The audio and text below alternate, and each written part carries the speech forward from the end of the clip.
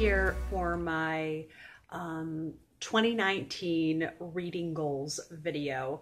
This is one that I've actually gotten very excited to film and think about just in this time after Christmas. I have a list here just of different things I want to do. Last year I was a lot more relaxed because I knew I would be having a baby at the end of January. This year I am not, so I am being more specific with my goals. Some are to do with specific kinds of books I want to read, and some are to do with kind of rules that I want to have in my reading. So I have been looking around at the different reading challenges that are out there, and on all of the lists, like the Pop Sugar list, or there's just other reading challenges. It was like 52 in 52 weeks or something. Most of the challenges I really like, but then there will just be several where I'm like, well, I'm never going to love a book like that. I can't see in any world that I would love that book. And I just don't want to give my time to any book going in that I know I won't love.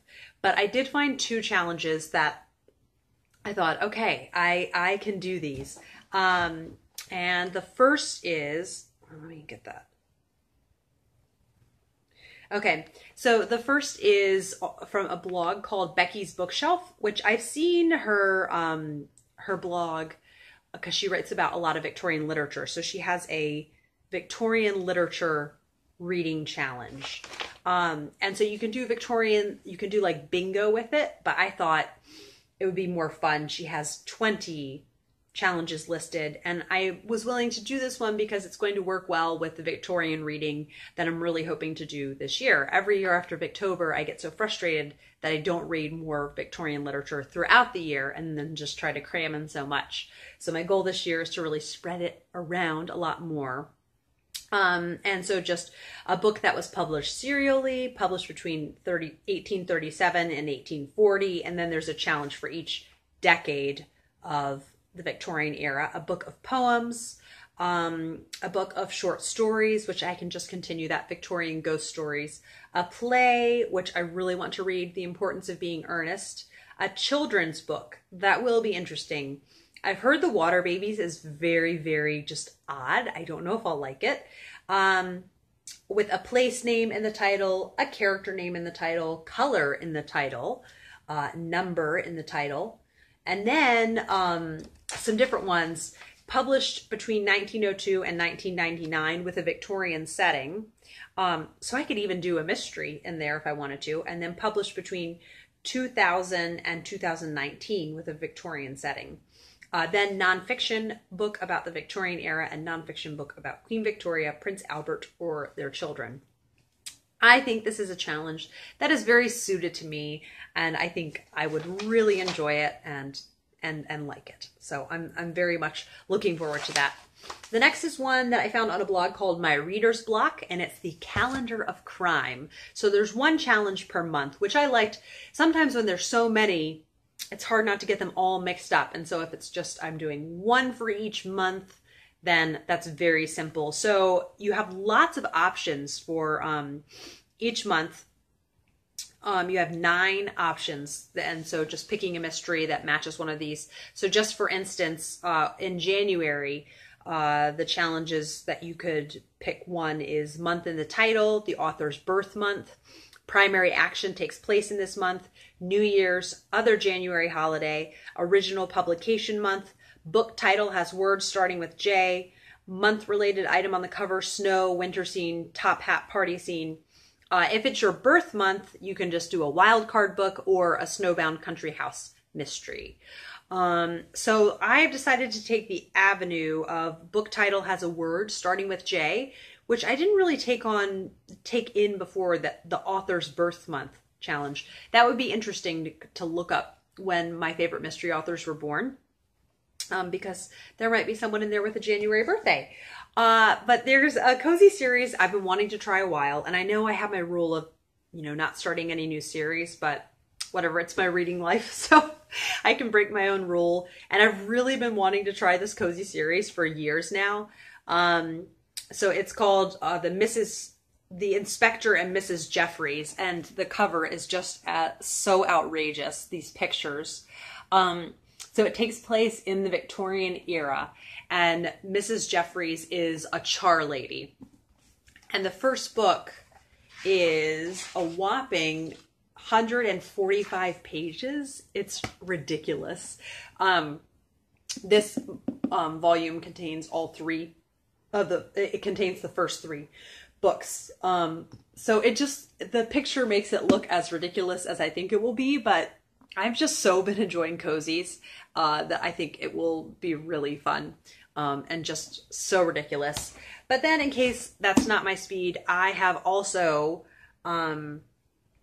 gotten See Jade by Phyllis Whitney. And Phyllis Whitney is an author that I've heard compared to Mary Stewart, and so I wanted to try her anyway. And so I'll just put the cover up there. And honestly, I can't remember much about the plot. I know it's a woman who's alone and penniless, and so I'm pretty sure she ends up marrying someone because she knows he'll take care of her. I think that's the general premise.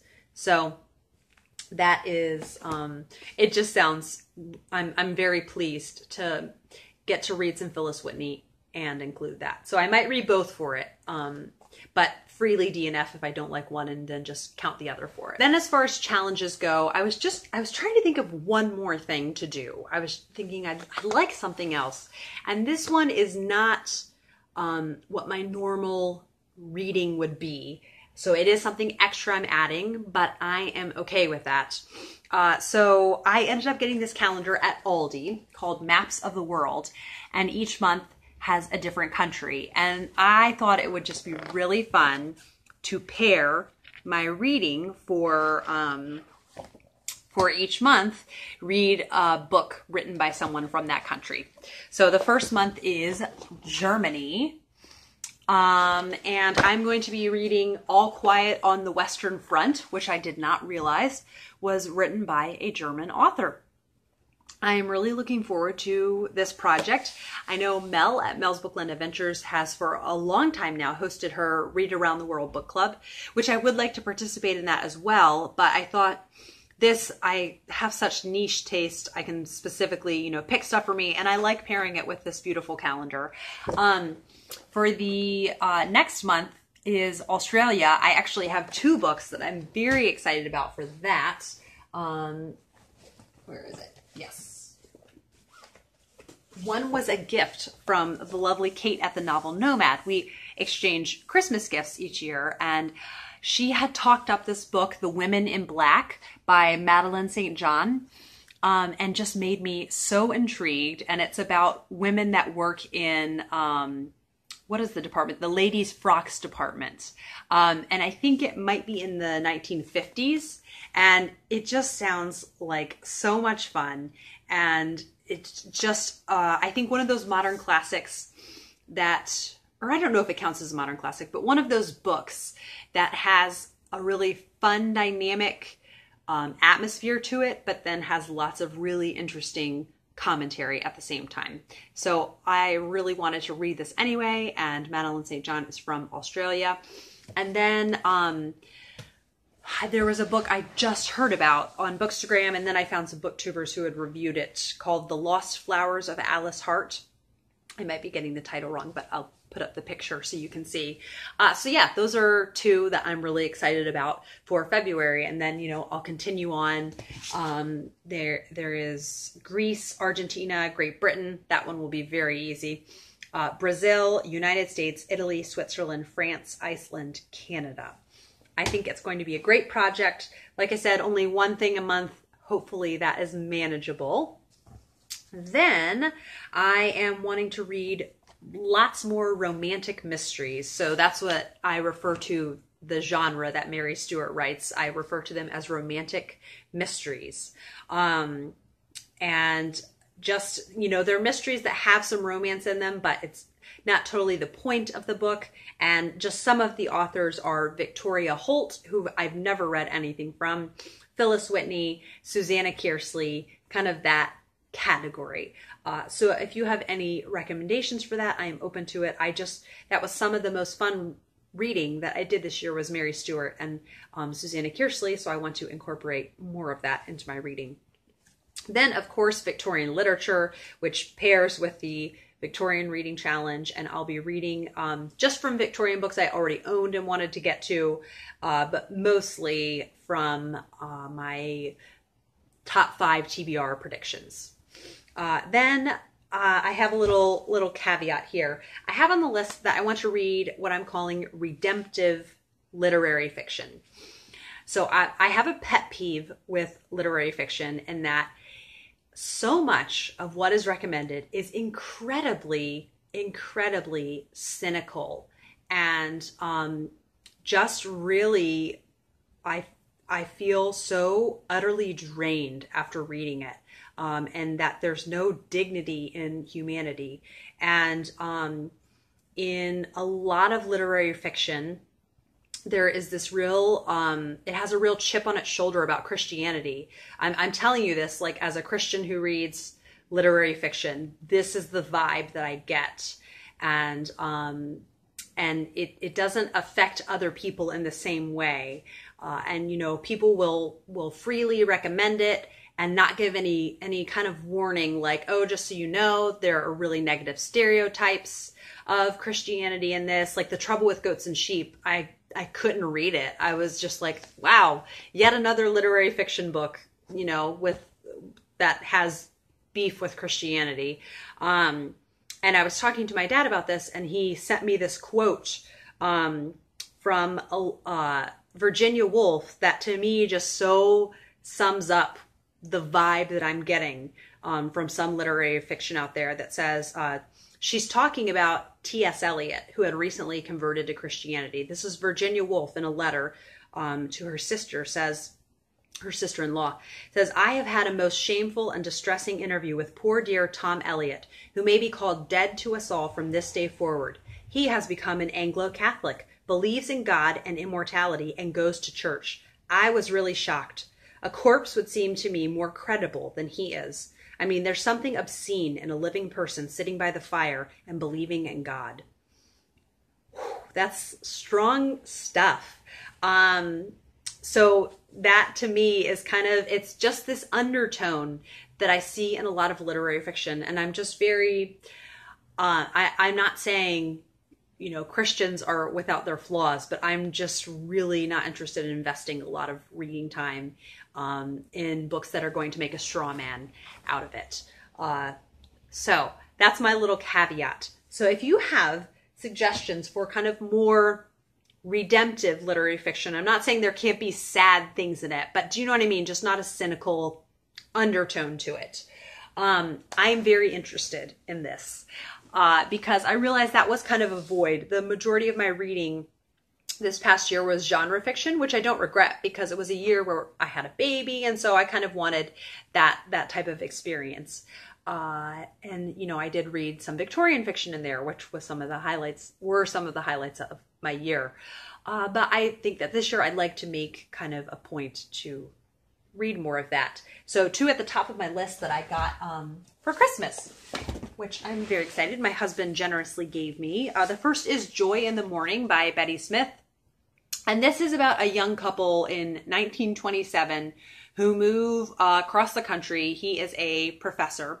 Or no, he's studying law. That's what it is. I thought he was a professor, but he's in law school, which is very challenging. And it's just on the challenges that they face together in those early years of marriage. I think things are really tight financially, and it's just very stressful to be in higher education. But I really, really liked A Tree Grows in Brooklyn, so I definitely like to give this a try. I love the sound of it. And then one that I will be buddy reading with Charlotte from Tired Mama Tries to Read is Hannah Coulter by Wendell Berry. I talked about on Instagram looking for redemptive literary fiction, and Wendell Berry was an author that was recommended time and time again. I read a book by him in college, and I constantly cannot remember the title of the book, but I really liked that book. I loved the writing style of it, and yeah, just really want to read more. So I'm really excited to read this with Charlotte, and I'm just really looking forward to it. Yes. So those are a couple of the like first priority literary fiction that I will be reading. And trying to think if there's anything else about that I was going to talk about. I don't think so. So then, moving down the list, continue on with my Cinderella retellings. The project for videos and incorporating picture books got really overwhelming because it's just hard to coordinate filming and then remember very well the plot of each picture book. So I think for now, I'm not doing picture books and I'll just be doing films and novel retellings. And hopefully I'll actually have up more videos for it that way. Then mysteries being the series that I'm already in the middle of. Continue making my way through those, including the 5 that I really are my top priority to finish. Then next is modern classics. That's a category that I really neglected last year, and I already have a couple buddy reads arranged for reading some more modern classics, and just I'm really looking forward to that, having some more variety in my reading. And then 2 categories are authors I want to try and authors I want to read in full. So these are just different authors, like Ellen Montgomery's one I want to read in full, Susanna Kearsley. Who were some of the other people that I had listed?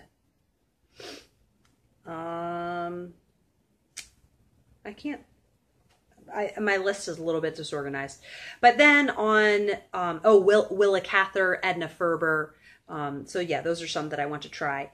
And then, or that I want to read in full.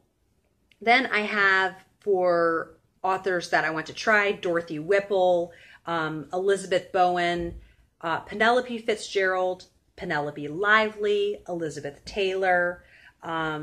Yes, so these are just different authors that I want to try. And I think that will be really neat to incorporate that into my reading year. And then more rereading. I'm going to pick 5 books to reread. I haven't decided what those 5 books are. But maybe this should count as one of the rereads. But in case you didn't see my video, Katie from Life Between Words and Kelly from The Books I'm Not Reading are hosting a year-long readathon of the Betsy-Tacy series by Maud Hart Lovelace. So there's the first 4, which are Betsy-Tacy, Betsy-Tacy and Tib, Betsy and Tacy Go Over the Big Hill, and Betsy and Tacy Go Downtown. Then there is Heaven to Betsy, Betsy in Spite of Herself, Betsy Was a Junior, Betsy and Joe, and then Betsy and the Great World, and Betsy's Wedding. So it's just a lovely series that I think fans of Anne of Green Gables, A Tree Grows in Brooklyn, the Little House on the Prairie series by Laura Ingalls Wilder will like all of those, would really enjoy this series. So I hope lots of you will be joining us, and I will link the video down below that has the reading schedule for that. Then a couple rules I have made for my reading. One is a max of 10 books on any given readathon TBR. I told myself prior to Victober and then Cloak and Dagger Christmas this month that having lots of options would be fun. In case I didn't like one, I could read another. But in the end, it just made things overwhelming. And I think having a smaller TBR will make it feel less overwhelming. And I like to have this big TBR because there's so much out there I want to read. But I think having it more well curated is just going to be better in the end. So that's what I'm going to try for this year. I'm really done with a lot of doing TBRs regularly, except that for those readathons I did that. And if I just get back into TBRs, I'll be doing a max of 10. Then continuing to DNF freely. I have really enjoyed just really embracing that and just knowing, what books are for me and what books aren't. Yeah. And then also feel free to take nights off reading. I still struggle with feeling like guilt if I just want to watch a movie or watch TV on a night instead of reading, but that's okay. There are many nights that you can just take off reading and still get many books read in the year. So those are my goals for the year. Let me know what your goals are, and I'm looking forward to any recommendations you have for those, and I will see you guys in another video soon. Bye.